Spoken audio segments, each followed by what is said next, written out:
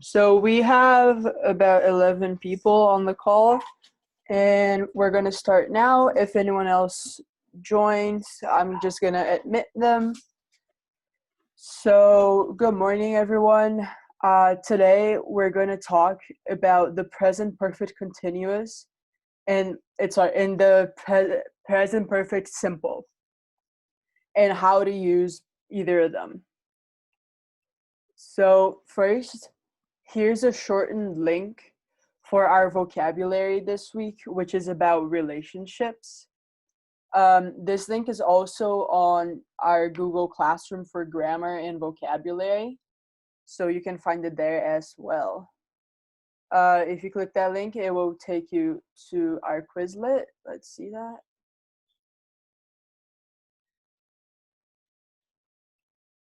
So here we have our Quizlet on relationships, and it's not only romantic relationships, so it's not only like boyfriend and girlfriend and that sort of stuff. It's also friendships and work relationships or class, like people that you go to school with. So that would be interesting for you guys to take a look at. Yeah, there we go. Okay, so first we're going to talk about the past participle. This is really important for this unit because that's what we're going to use to conjugate in the present continuous. So you can see the third column, so a tercera coluna in that chart, nesse que vocês estão vendo aqui, is the past participle. So you're going to see that many of them are the same as the simple past, but some are different. For example, the verb to be. So the past is was or were, but the past participle is been. Like to be. Be is an irregular verb, but it's the same in the present and in the simple past. But in the past participle, it's beaten. So you're just gonna have to learn that, like you learn the irregular verbs in English, and you'll be fine. I'm gonna assume most of you guys know like some of it already. If you don't, that's fine too. You can definitely follow along with the class. It's not going to be a problem. So let's move on. So the simple perfect present. The structure of that is you're going to have a subject, the verb to have conjugated accordingly to your subject, and the verb in the past participle. So I have walked, you have walked, she has walked, we have walked, they have walked. So what's important here is for you to remember that to conjugate the verb in the past participle. A reminder that if you guys have any questions at all, or if I'm speaking too fast, just send it in the chat. You can be a private message to me. I forgot to say this at the beginning. Just remember that you can do that at any point. So here we have, so this is an example of the simple present, sorry, the present perfect simple. And then here is how the structure for you to ask a question. You're just gonna flip the subject and the verb to have. So like, have I walked? Have you walked? Has she walked? Have we walked? And have they walked? So that's important to remember, that when you're asking a question, you're almost always gonna flip the order of the sentence. So when do you use it? Like, so you can use it for unfinished actions or finished actions. So for unfinished actions, it's something that happened in the past, but is still going on now. We have some examples in the next slide that will make it easier to understand.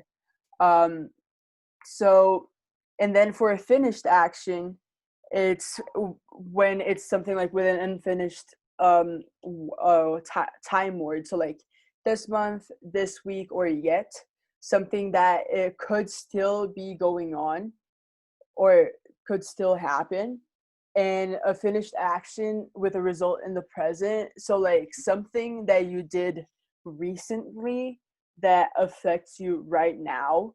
We're going to see examples of this, and I promise it will be easier than me just saying these situations that you might find, and or something that just happened. So let's see some of the examples for that. Unfinished actions. So I have known Mari since 2013.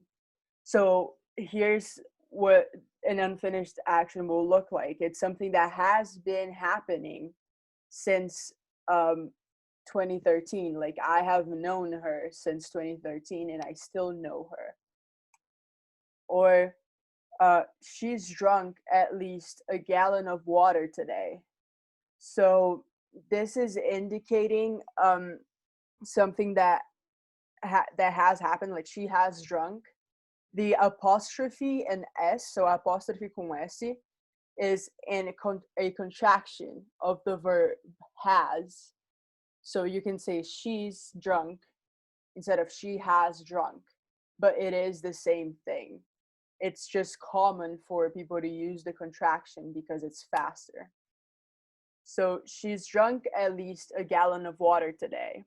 This is another use of unfinished actions, like she's drinking water, so she has drunk at least a gallon. And when you're indicating a specific amount, you always use the present continuous simple. And now she has lived in Brazil for 12 years. Again, something that started in the past and is still going on. And you have liked chocolate since you were a kid. And this again, like they still like chocolate, so it's past and still going on. For the one that says she has lived in Brazil, it can also not be going on at the moment. It's just the fact that she has lived in Brazil for 12 years. Like she can have lived in Brazil for like 12 years and now she lives in London, for example. So that's like kind of an exception. But when you talk about places that people have lived in, you usually use the past continuous simple, okay? Let me know if I'm speaking too fast. I have a tendency to speed up as we go. So let me know in the chat. So for finished actions, I have finished my homework. It's done. Like it's done for today, nothing else. So this is something that has happened and it stopped happening. It's something that has happened recently. She hasn't come over this week. So this is saying that she didn't go there yet. So it still could happen, but it hasn't happened. Does that make sense? You can nod your head. I can see some of you. Because it's like it's something that it's still a possibility for her to come over this week. So that's when you use the present continuous simple. And you have lost your keys. So this is an example of something that happened in the past that affects you now. So you have lost your keys, so you can't get into your car. So you see how those correlate directly? That's how you use it. Like I've lost my keys, or I've lost my water bottle, I'm dehydrated. And then the queen has given a speech. So this is an example of something that has happened recently, and it may or may not have an effect on what's happening right now. So if something has just happened, see, I just used it there. If something has just happened, you're gonna use the simple, the present continuous simple. So if there's, oh, I have just woken up. Someone asked what speech is. A speech is like a discurso ou pronunciamento when someone addresses an audience. I hope that makes sense. Okay. Thanks for asking. Like, if you have any vocabulary questions, it's great to ask. You can ask privately if you don't feel comfortable saying it to everyone. Okay, we're gonna move on to the present perfect continuous. So now we're not gonna use the past participle. We're gonna use the present participle, which is simply the present. So the structure of the sentence is going to be the subject plus the verb to have conjugated accordingly to your subject, and the verb to be and the past participle or been. It's going to be been for everyone, and the verb in the present participle. So I have been here for 2 hours, or you have been here for 2 hours. Anyway, and then you got to remember to use the word been. And then for asking a question is the same thing. Have I been like working here for 2 hours? Have I been studying for 2 hours? Anyway, so like, when are we going to use this? Because some of it is very similar. Someone asked a really good question, actually. They said, could I use the past perfect simple for an action which happened before something in the present perfect? I think so. It depends on what you're trying to say. So if you say,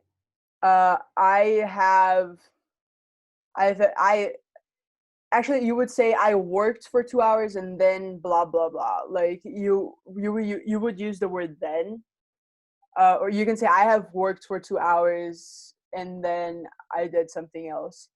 But it's not that common. If you have an example in mind, let me know in the chat and I'll try to answer the question. Okay, but when do you use the present continuous, the present perfect continuous? It's unfinished actions only. So it's something that is still going on, like, all the time. So something that happened in the past and still happening.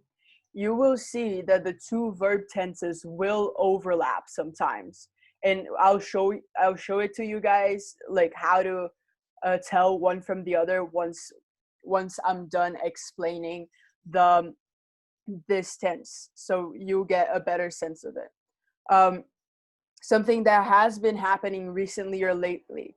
So it's something that, like, oh, we have been in a pandemic. Like, we have been living in a pandemic. It's something that has happened recently, something that has happened lately. Or it can be to emphasize that something is temporary, which means that it probably wasn't going on before and it is now, or it's not something that someone does regularly and you want to express that. This sorry. Okay. This picture right here is a good like guide for you guys to know when to use the present perfect continuous, because it's an action that started happening in the past and seeps into like the present. So if you remember that, you're gonna know like when to use like this tense. Okay, so now we're gonna go on to some examples. They have been talking for the past hour. So they started talking about an hour ago, and they're still talking. So they have been talking. So you see there's the subject, they have been, and talking. So the verb in the present continuous. James has been teaching since June. So in this case, James started teaching in June and is still teaching wherever he's teaching. So once again, subject have, like the verb to have, been, and the verb in the present continuous. I have been feeling tired lately. So this is when we use like the word lately or like recently to express something like different that has been happening. So yeah, and last, Lisa is usually a good student, but she has not been practicing her English. So this is to show something that um, that is not common, that it isn't the rule. Because if you say that Lisa's a good student, you're gonna assume that she practices her English, but she has not been practicing. Então, ela não tá praticando, ela não tá exercitando seu inglês agora. Ela não tem exercitado seu inglês ultimamente. It's like saying that, you know, it's not always gonna happen, but it's happening now, if that makes sense. So we're gonna go to some special cases and some simple like tips. We're gonna start with gone and been, because that can be a little tricky, and then we're gonna move on to simple versus continuous, where we're gonna compare both of them. If you have any general questions, start sending them in the chat so I can answer them at the end of the class. Okay. So we're gonna start with gone and been.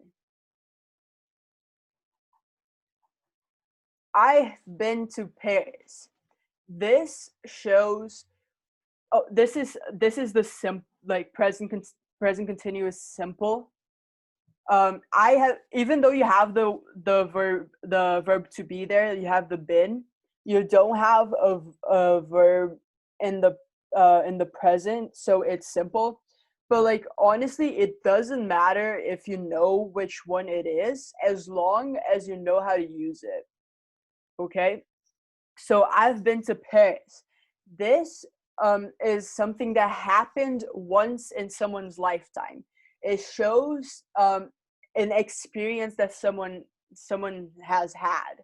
So, for example, you can say, I have broken a bone. Tipo, eu já quebrei osso, ou eu já quebrei braço. So it's something that happened in the past at some point, and it's a life experience that you have.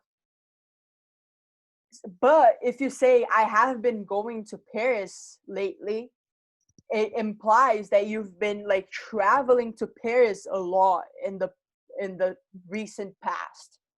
So do you see the difference in meaning of using the simple and the continuous?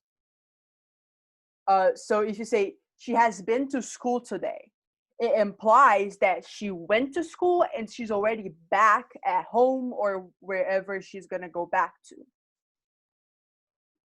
So she went and she came back. She's been. But if you say he has gone shopping, you're implying that he went and he's not back yet. So he's gone shopping. He is currently at the shop when you're speaking. And then you have, they have gone to the US. So it implies that they're currently in the United States. So it's not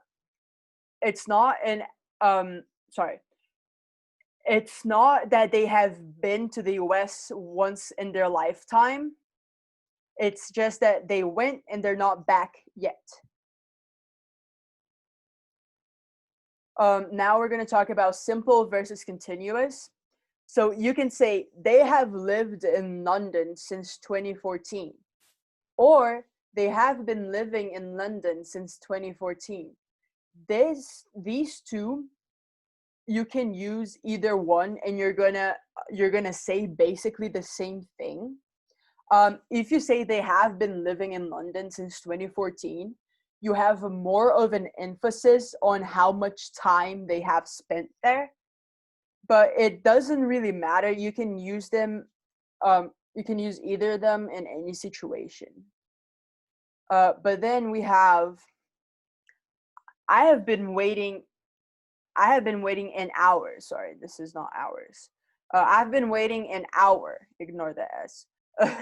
This emphasizes the amount of time. So if you're like pissed off that you've been waiting for an hour, you're gonna be like, I've been waiting here for an hour. But if you say, I have waited an hour, it's like, okay, that's like the usual amount of time that people wait. So this one has a difference on emphasis when you speak. They both mean exactly the same thing. But when you're speaking, and your intonation and the words you use are going to come across differently. And now some more examples. She has drunk 3 glasses of coffee this morning. It's the example that we saw in the beginning. However, you cannot say she has been drinking 3 glasses of coffee this morning. What you can say, and I'm going to put it in the chat so that everyone can see, is she has been drinking 3 glasses of coffee every morning. Because that shows that it's something that is happening, like that has been happening lately. And then you can use that. But it doesn't mean the same thing. The fact that she has drunk 3 glasses of coffee this morning just shows that today she drank 3 glasses of coffee. If you say she has been drinking 3 glasses of coffee every morning, it's something that she does every day. Or you could say she has been drinking a lot of coffee, but you can't specify the time. If you have in a specific time, like this morning, it is always simple instead of continuous. Okay. And then you can say, I have been reading this book, which shows that you have not finished the book yet. You're like in the middle, you just started. You say, so you've been reading it. However, if you say, I have read this book, it shows that it's something that has happened in your lifetime at some point, and you finish the book and you know what it's about. Okay. So this is all I have for today. I saw that someone sent a question asking if gone is like estive, e bem is estou or estão. I think it's the other way around actually. Like I've been, it's like it was estive in Paris. And I like they have gone is like eles estão em Paris. I'm pretty sure that's what it is. So whoever sent that, it's like gone is estou, and been is estive. If you guys have any questions, send them in the chat. If you don't have any questions at all, feel free to leave. You can leave at any point you would like or you would need to. If you do have questions, I ask you that you hang around for a little bit just so I can answer them. But thanks everyone for coming. We had a good turnout today. And yeah, that's the class. Thank you so much. Thank you. Bye. Yeah, bye.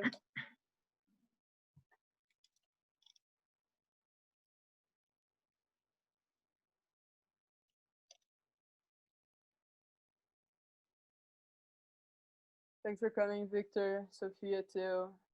Thanks, Leticia.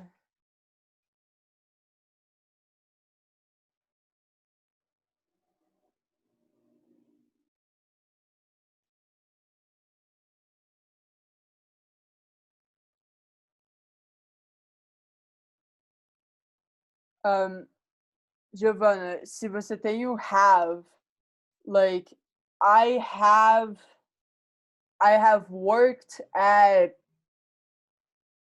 I don't know. I have worked at the supermarket. Significa que você já fez isso. Se você falar I have been working at the supermarket, significa que você está trabalhando no supermercado atualmente. Assim, no momento que você está falando, você tem um trabalho lá, entendeu? Does that make sense?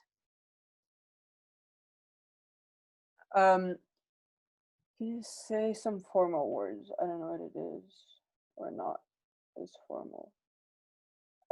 Kaique, I don't know what you mean. Okay, que bom, Giovanna. I'm glad I could help. Pouco mais sobre o gone. Yes, I can explain it a little bit better. Let's go back. Okay. So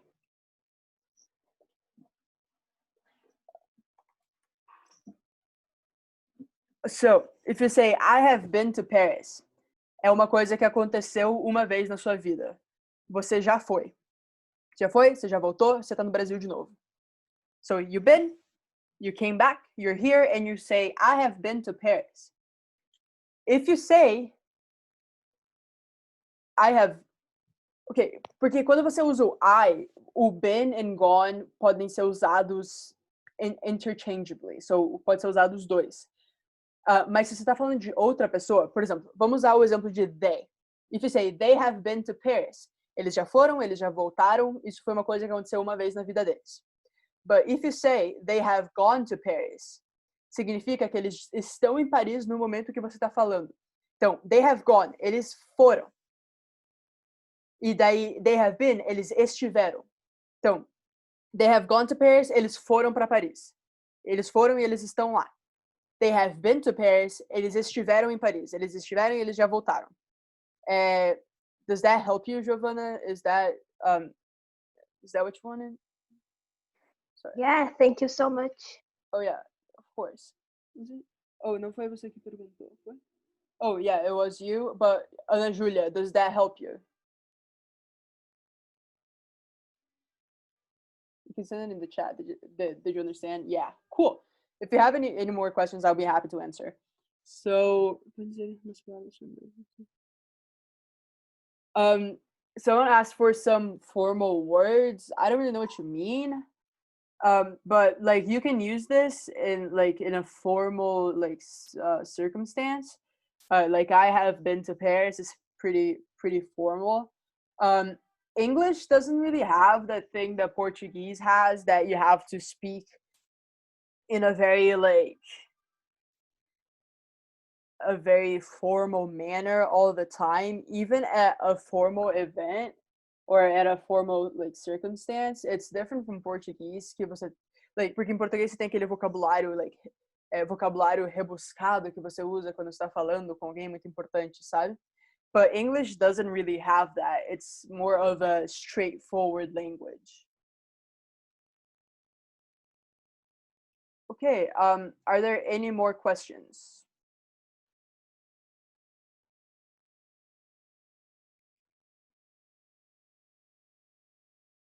I don't think so. So, okay, cool. Thanks everyone for coming. Thanks for hanging around. I will see you next week, and some of you I'll see in our lessons and our discussions. So have a good week. Okay, bye. Thank you. Bye.